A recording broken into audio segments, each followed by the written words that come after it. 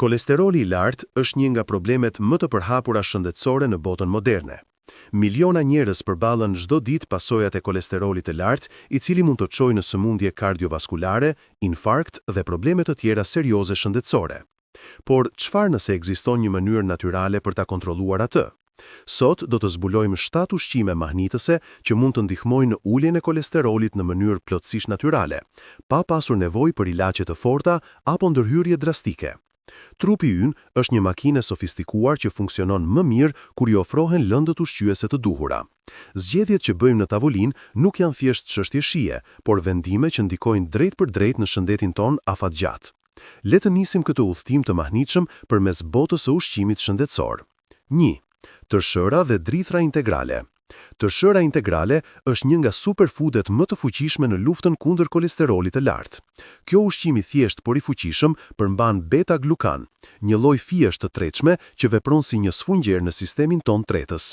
Këto fije lidhen me kolesterolin e keq LDL dhe e ndihmojnë trupin ta eliminojë atë përpara se të absorbohet në gjak.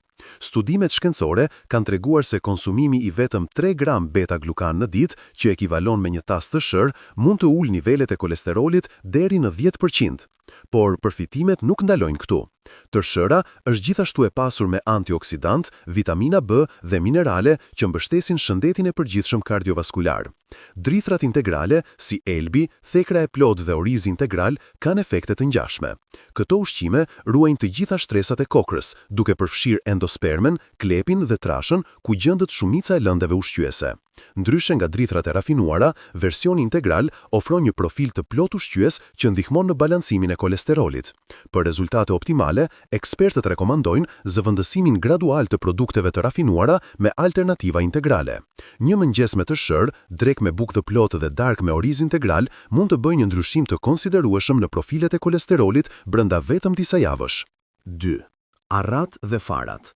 Arrat janë thesare të vërteta ushqyese që ofrojnë një kombinim unik të yndyrnave të shëndetshme, fibrave dhe fitosteroleve. Bajamja, arrat e Greqisë, fistikt, arrat e Brazilit dhe lajthi kanë treguar efekte të shkëlqyera në uljen e kolesterolit të keq LDL. Një studim i publikuar në revistën prestigjioze New England Journal of Medicine ka zbuluar se konsumimi i 1 dorë arrash në ditë mund të reduktojë rrezikun e sëmundjeve kardiovaskulare deri në 30%. Sekreti qëndron në yndyrnat mononepasaturuara dhe polinepasaturuara që gjenden në arra, të cilat ndihmojnë në rritjen e kolesterolit të mirë, HDL, duke ulur në të njëjtën kohë atë të keqin. Farat, si ato të lirit, chia dhe kungulli, janë po aq të fuqishme. Farat e lirit janë veçanërisht të pasura me acide yndyrore omega 3, që kanë veti antiinflamatore dhe mbrojtëse për zemrën. Vetëm 2 lugë gjelle fara liri të bluar në ditë mund të ofrojnë sasi të konsiderueshme të këtyre acideve të dobishme. Farat e chias, edhe pse të vogla në madhësi, janë gjigante në përmbajtje ushqyese. Ato përmbajnë më shumë acide yndyrore omega 3 se salmoni, më shumë fibra se shumica e drithrave dhe ofrojnë një burim të shkëlqyer proteinash bimore. Kur fryen në ujë, ato krijojnë një gjel që ngadalson tretjen dhe ndihmon në stabilizimin e niveleve të sheqerit në gjak dhe kolesterolit. Përfshirja e arrave dhe farave në dietën e përditshme është e lehtë dhe e shijshme. Ato mund të shtohen në sallat, jogurt, smoothie apo thjesht të konsumohen si snack i shëndetshëm midis vakteve. 4. Frutat dhe perimet e pasura me fibra. Mollët, dardhët, agrume, manafera dhe shumë fruta të tjera janë aleat natyror kundër kolesterolit të lartë. Thënia e vjetër, një moll në ditë largon mjekun për një jetë, ka bazë shkencore të fortë kur bëhet fjalë për shëndetin e zemrës. Frutat janë të pasura me pektin, një lloj fijash të tretshme që ka aftësinë e jashtëzakonshme për të ulur kolesterolin e keq. Pektina vepron si një kapje molekulare që lidh kolesterolin në sistemin tretës dhe e largon atë nga trupi përpara se të shkaktojë dëm. Një mollë e mesme përmban rreth 4 gram fibra, një pjesë e mire së cilës është pektin. Agrume si portokalli, limoni dhe grepi janë veçanërisht të dobishëm. Grepi i kuq përmban likopene dhe flavonoide, që jo vetëm që ulin kolesterolin, por edhe mbrojnë zemrën nga stresi oksidativ. Megjithatë, është e rëndësishme të theksohet se grepi mund të ndërveprojë me disa ilaçe, kështu që personat që marrin medikamente duhet të konsultohen me mjekun e tyre. Perimet jeshile me gjethe si spinaqi, lule lakra jeshile dhe lakra janë superfood të vërtet. Këto perime janë plot me lutein dhe karotenoid të tjerë që mbrojnë kundër kolesterolit të oksiduar. Ato gjithashtu përmbajnë saponina, komponente natyrale që lidhen me kolesterolin dhe reduktojnë absorbimin e tij. Karrotat, patatet e ëmbla dhe kungujt janë burime të shkëlqyera të fibrave të patretshme që ndihmojnë në funksionimin e rregullt të sistemit tretës. Një sistem tretës i shëndetshëm është thelbësor për eliminimin efektiv të kolesterolit të tepërt nga trupi. Për të maksimizuar përfitimet, ekspertët rekomandojnë konsumimin e të paktën 5 porcione fruta dhe perimesh në ditë, duke synuar shumëllojshmërinë e ngjyrave që tregon diversitet të lëndëve ushqyese. Peshku i yndyrshëm dhe omega 3. Peshqit e yndyrshëm si salmoni, skumri, sardelet, toni dhe hekur janë burime të paçmueshme të acideve yndyrore omega 3. Këto yndyrna esenciale kanë treguar efekte të fuqishme në reduktimin e triglicerideve dhe në përmirësimin e shëndetit kardiovaskular në përgjithësi. Omega 3 vepron në mënyra të shumta për të mbrojtur zemrën. Së pari, ato reduktojnë inflamacionin në trup, një faktor themelor në zhvillimin e sëmundjeve të zemrës. Së dyti, ato ndihmojnë në uljen e triglicerideve, një lloj yndyrne në gjak që, kur është në nivelet e larta, rrit rrezikun e problemeve kardiovaskulare. Së treti, omega 3 rrit nivelet e kolesterolit të mirë HDL, i cili vepron si një pastrues i eneve të gjakut. Shoqata Amerikane e Zemrës rekomandon konsumimin e të paktën 2 porcione peshku të yndyrshëm në javë. Një porcion është rreth 150 gram peshk të gatuar. Kjo sasi është e mjaftueshme për të ofruar rreth 2 gram acide yndyrore omega 3, doza që është treguar se ofron mbrojtje kardiovaskulare. Salmoni i egër është veçanërisht i vlefshëm sepse përmban gjithashtu astaxantin, një antioksidant i fuqishëm që i jep peshkut ngjyrën roz dhe ofron mbrojtje shtesë kundër oksidimit të kolesterolit. Skumria dhe sardelet janë gjithashtu zgjedhje të shkëlqyera dhe zakonisht më të përballueshme ekonomikisht. Për ata që nuk konsumojnë peshk, suplementet e vajit të peshkut ose burimet bimore të omega 3, si farat e lirit dhe arrat, mund të ofrojnë përfitime të ngjashme, meqenëse konvertimi omega 3 bimor në format aktive EPA dhe DHA nuk është gjithmonë i plot. Jo të gjitha yndyrnat janë armiq të kolesterolit. Në fakt, yndyrnat e duhura janë aleat të fuqishëm në luftën për zemër të shëndetshme. Vaji i ullirit ekstra të virgjër është një nga superfoodet më të studiuara dhe më të respektuara në botën e ushqyerjes. Vaji i ullirit përmban përzierje të pasur të yndyrnave mononepasaturora, veçanërisht acidin oleik, që ka treguar se ul kolesterolin e keq, LDL, pa ndikuar negativisht në kolesterolin e mirë, HDL. Por magjia e vajit të ullirit nuk qëndron vetëm te yndyrnat. Ai përmban gjithashtu polifenole, komponente bioaktive që kanë veti antiinflamatore dhe antioksidante të fuqishme.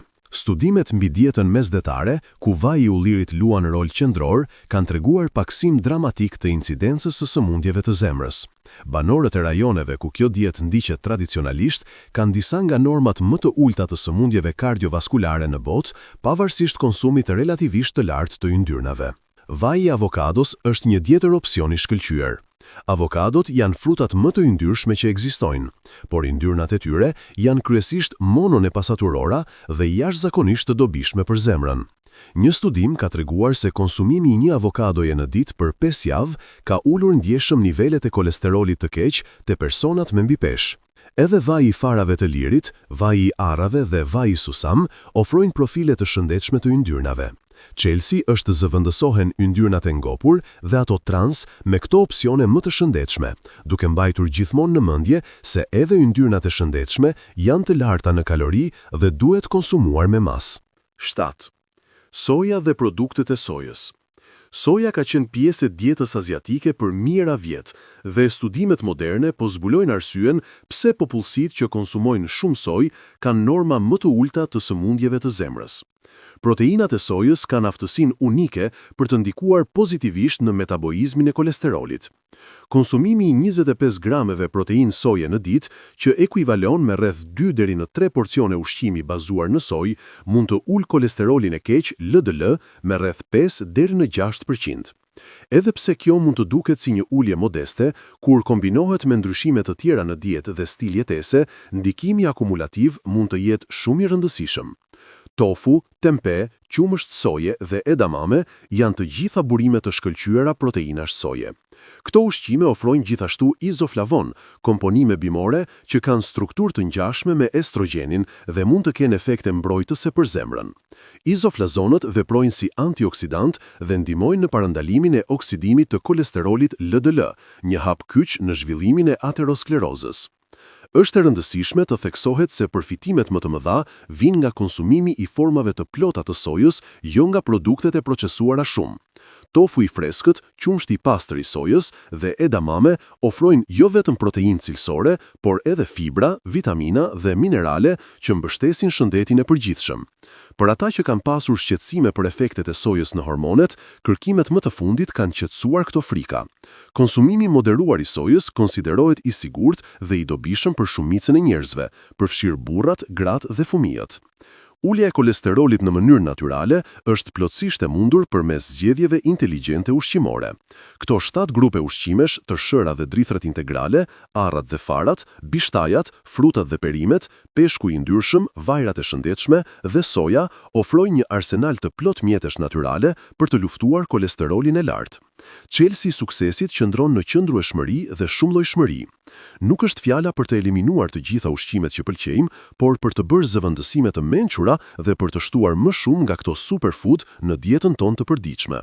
Çdo vakt është një mundësi për të ushqyer trupin ton dhe për të investuar në shëndetin afatgjatë. Natyra na ka dhuruar mjetet për të mbrojtur zemrat tona.